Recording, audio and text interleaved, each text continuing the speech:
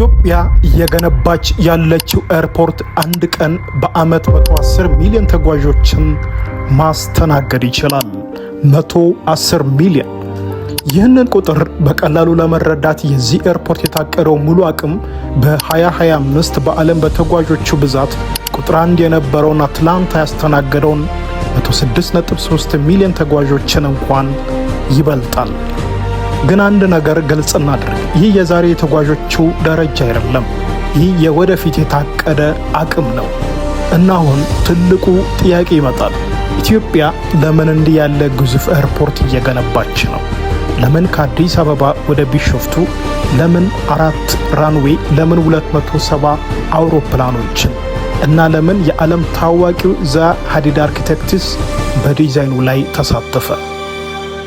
ምክንያቱም ይህ ስለ አውሮፕላኑ ብቻ አይደለም፣ ስለ ኢትዮጵያ የሚቀጥሉት 30 እና 40 ዓመታት ራዕይ ነው። ስለ ንግድ፣ ስለ ቱሪዝም፣ ስለ ካርጎ፣ ስለ አፍሪካና ዓለም ግንኙነት፣ እናም በመጨረሻ ስለ ኢትዮጵያ የአቪዬሽን ኃይል ነው። አስቡት፣ በመጀመሪያ ዙር 60 ሚሊዮን ተጓዦች፣ ሙሉ ማስተር ፕላኑም ሲጠናቀቅ 110 ሚሊዮን፣ 4 ራንዌይ እስከ 270 አውሮፕላኖችን ማቆሚያ ግዙፉ ተርሚናል እና የአፍሪካ የወደፊቱ የአቪዬሽን ማዕከል ለመሆን የታቀደ ፕሮጀክት። የዚህ ታሪክ ትልቁ ጥያቄ ኤርፖርቱ ምን ያህል ትልቅ ይሆናል አይደለም። ጥያቄው ይህ ኤርፖርት ኢትዮጵያን ምን ያህል ሊቀይራት ይችላል ነው። ይህ ነው የቢሾፍቱ ኢንተርናሽናል ኤርፖርት ታሪክ እና ከመጀመሪያው እንጀምር። ቢሾፍቱ ኢንተርናሽናል ኤርፖርት የኢትዮጵያ የወደፊት መግቢያ በር። ይህን ታሪክ ለመረዳት ግን መጀመሪያ ወደ ቦሌ መመለስ አለብን። ቦሌ ኢትዮጵያ ከዓለም ጋር ለ10 ዓመታትም አገናኝቷል። ነገር ግን ኢትዮጵያ ኤርላይንስ እያደገ ሄደ። የተጓዦችም ቁጥር ጨመረ፣ የመስመሮችም ብዛት ጨመረ እና የቦሌ አቅም የወደፊቱን እድገት ለመሸከም ውስን ላይ መድረስም ጀመረ። ስለዚህ መፍትሄው ቦሌን ብቻ ማስፋት አልነበረም። ሐሳቡ ትልቅ ነበር፣ አዲስ የአቪዬሽን ማዕከል መገንባት። ቢሾፍቱ ኢንተርናሽናል ኤርፖርት ከአዲስ አበባ በግምት 40 እስከ 45 ኪሎ ሜትር ርቆ እየተገነባ ነው። የፕሮጀክቱ ግምታዊ ወጪ 12.5 ቢሊዮን ዶላር። ይህ ቁጥር ራሱ ታሪክ ነው። ነገር ግን የሚያስደንቀው ገንዘብ ብቻ አይደለም፣ የሚገነባው መጠን ነው። 12.5 ቢሊዮን ዶላር፣ 60 ሚሊዮን ፌዝ 1፣ 110 ሚሊዮን ፉል ማስተር ፕላን እና 4 ራንዌይ፣ 270 ኤርክራፍት። የመጀመሪያው ፌዝ 60 ሚሊዮን ተጓዦችን በአመት ለማስተናገድም ታቅዷል። ከዚህ በኋላ የሚመጡት የማስፋፊያ ደረጃዎች አቅሙን ወደ 110 ሚሊዮንም ያደርሳሉ። አሁን ወደ ብዙዎቻችሁ የምትጠይቁት ጥያቄ እንምጣ። ከአፍሪካ ስንተኛ ነው? እዚህ ላይ ቃላቱን በጥንቃቄ መጠቀም አለበት። ኤርፖርቱ ገና አልተከፈተም። ስለዚህ የዛሬ የተጓዦቹም ደረጃ የለውም። ግን የታቀደው አቅም ብንመለከት 110 ሚሊዮን ተጓዦችን በአመት ማለትም ከአፍሪካ ትልቁ የታቀደ የኤርፖርት አቅም ነው። ስለዚህ የታቀደው ሙሉ አቅም ሲደርስ ቢሾፍቱ በአፍሪካ ትልቁ ኤርፖርት ለመሆን እየተገነባ ነው። ነገር ግን ታሪኩ ከአፍሪካ ብቻ አይቆምም። 110 ሚሊዮን የሚለው ቁጥር በዓለም አቀፍ ደረጃም ቢሆን ትልቅ ቁጥር ነው። በ2025 የዓለም በጣም የተጨናነቀው አትላንታ 106.3 ሚሊዮን ተጓዦችን አስተናግዷል። ቢሾፍቱ ግን በሙሉ ልማቱ 110 ሚሊዮን የማስተናገድ አቅም ለመድረስም ታቅዷል። እንደገና እናስታውስ፣ ይህ ማለት ቢሾፍቱ ዛሬ ከአትላንታ በላይ ተጓዦች አሉት ማለት አይደለም። ማለቱ የታቀደው አቅሙ እጅግ ግዙፍ ነው ማለት ነው። እና አሁን ይህን ፕሮጀክት በጣም ልዩ ከሚያደርጉት ነገሮች ውስጥ አንዱን ንግባ፣ ዲዛይኑ። ይህ ህንፃ ለማየት ብቻ እንኳን አስደናቂ ነው። የተዘጋጀው ከዓለም ታዋቂው ዛ ሀዲድ አርኪቴክትስ ጋር በተያያዘ የዲዛይን ራዕይ ነው። ቅርጹ የተለመደው የኤርፖርቱ ሳጥን አይደለም።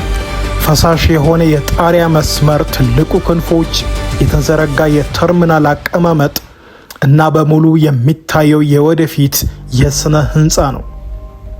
ግን ዲዛይኑ ለውበት ብቻ አይደለም። ብዙ ተጓዦች የሚገቡበትን፣ የሚወጡበትን፣ የሚቀያየሩበትንና ወደ አውሮፕላናቸውም የሚደርሱበትን ፍሰት ለማስተናገድ ነው የተሰራው። ነገር ግን አንድ ጥያቄ አለ። ዘመናዊ ነው ወይስ ፊውቸሪስቲክ ነው? ግን ኢትዮጵያዊ ነው የሚለው ደግሞ ትልቁ ጥያቄ ነው። የዲዛይኑ ራዕይ ዘመናዊ ስነ ህንፃ ከኢትዮጵያ የተፈጥሮና የባህል ማንነት ጋር ለማገናኘትም ይሞከራል። ስለዚህም ዓላማው ተጓዦቹ ኤርፖርቱን ሲገባ ዘመናዊ እንደሆነ ብቻ ሳይሆን ኢትዮጵያ ነኝ የሚል ማንነት እንዲሰማው ነው። አሁን እንደገና ወደ ቁጥሮቹም እንመለስ። 4 ራንዌይ። ይህ ቁጥር ለምን አስፈላጊ ነው? ምክንያቱም ኤርፖርቱ የሚጠብቀው የአየር ትራፊክ መጠን ትንሽ አይደለም። የመጀመሪያው ፌዝ 2 ራንዌይ ይኖሩታል። በሙሉ ልማት ግን 4 ይኖረዋል። በቀጣይም 270 አውሮፕላኖች። 4 ራንዌይ ብቻ አይደለም፣ እስከ 270 አውሮፕላኖችም ማቆሚያ ቦታም ታቅዷል። ይህን ቁጥር አንድ ሰከንድ አስቡት። 270 አውሮፕላኖች በአንድ ጊዜ የአቪዬሽን ማዕከል። ነገር ግን ኤርፖርት ማለት ተጓዦችን ብቻ አይደለም። ከዚህ የሚጓዝ ሌላ ነገር አለ።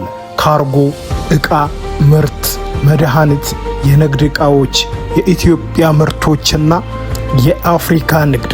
ስለዚህ ቢሾፍቱ የተጓዦች መግቢያ በር ብቻ ሳይሆን የንግድ መግቢያ በርም ሊሆን ይችላል። በሚያስደንቅ ሁኔታ ኤርፖርት ሲቲ። ከዚህ በላይ እዚህ ታሪክ የሚቀይረው ኤርፖርት ብቻ አይደለም። በዙሪያው የሚመጡ አገልግሎቶች፣ ሆቴሎች፣ ንግድ፣ ሎጂስቲክ እና ሌሎች ልማቶች አዲሱ የኢኮኖሚ ማዕከል እንዲፈጠር ሊያግዙም ይችላሉ። ማለትም ኤርፖርት ብቻ ሳይሆን ኤርፖርት ኢኮኖሚ። አሁን ምን እየተሰራ ነው? እና ይህ ሁሉ በስሪዲ ሬንደር ላይ ብቻ የሚኖር ህልም አይደለም። ግንባታው በጃንዋሪ 10 2026 በይፋም ተጀምሯል። በጁን 2026 የፕሮጀክቱ ስፋት ምን ያህል እንደሆነም በግልጽ ታየ። ከ8000 በላይ ሰራተኞች፣ እስከ 4000 የሚጠጉ ማሽኖችና ተሽከርካሪዎች እና ወደ 30 ኪሎ ሜትር የሚዘረጋ የስራ ቦታ። በእውነቱ ፕሮጀክቱ ከተራ የግንባታ ቦታ ይልቅ ትንሽ ከተማንም ይመስላል። እንግዲህ የሚቀጥለው ታላቅ ነው። 2030 የመጀመሪያው ፌዝ በዚያ ጊዜ አካባቢ 60 ሚሊዮን ተጓዦችን በአመትም ለማስተናገድ ታቅዷል። ግን 2030 መጨረሻ አይደለም። የተዘጋጀው ራዕይ ከዚያ የበለጠ ነው።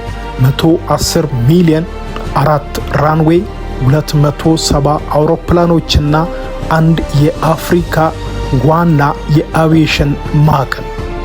ግን እዚህ ላይ ታሪኩ ከኤርፖርት ይልቅ ትልቅ ይሆናል። አንድ ኤርፖርት እንዴት ሀገርን ሊቀይር ይችላል? ተጓዦቹ ይመጣሉ፣ ንግድ ይመጣል፣ ቱሪዝም ይመጣል፣ ኢንቨስትመንት ይመጣል እና አዳዲስ የስራ ዕድሎችም ሊፈጠሩ ይችላሉ። ነገር ግን ትልቁ ጥያቄ ኢትዮጵያ ይህን ግዙፍ አቅም በተግባር መሙላት ትችላለች ወይ የሚል ነው። ይህን ኤርፖርት ለመገንባት ብቻ ሳይሆን በዚህ አቅም የሚሰራ የአቪዬሽን ስርዓት መፍጠር ትችላለች የሚለውም ሌላኛው ጥያቄ ነው። መላው የኢትዮጵያ ሕዝብና የዓለም ሕዝብ በደንብ አስተውሉ። ዛሬ እዚህ ቦታ ላይ የምናየው አፈር ነው፣ ማሽኖችን ናቸው፣ የግንባታ ድምጾች ናቸው። ግን ከዚህ በታች አንድ ራዕይ እየተገነባ ነው። አንድ ቀን ከዚህ ቦታ አውሮፕላኖች ወደ አፍሪካ ይነሳሉ፣ ወደ አውሮፓ፣ ወደ እስያ፣ ወደ አሜሪካና ወደ ዓለም ሁሉ።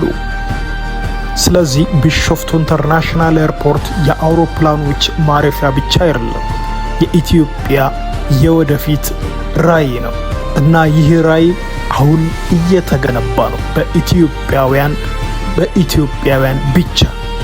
ቢሾፍቱ ኢንተርናሽናል ኤርፖርት ኢትዮጵያንስ ጌትዌይ ቱ ዘ ፊውቸር ማርክ ሶሉሽን ይህ የወደፊቱ ኢትዮጵያ ነው። ለዚህ ለዩቲዩብ ቻናላችን አዲስ ከሆናችሁ ሰብስክራይብ በማድረግ ይህ ቪዲዮ ለሁሉም ሰው እንዲደርስ ላይክ እና ሼር በማድረግ ቤተሰብ ይሆኑ። መልካም ጊዜ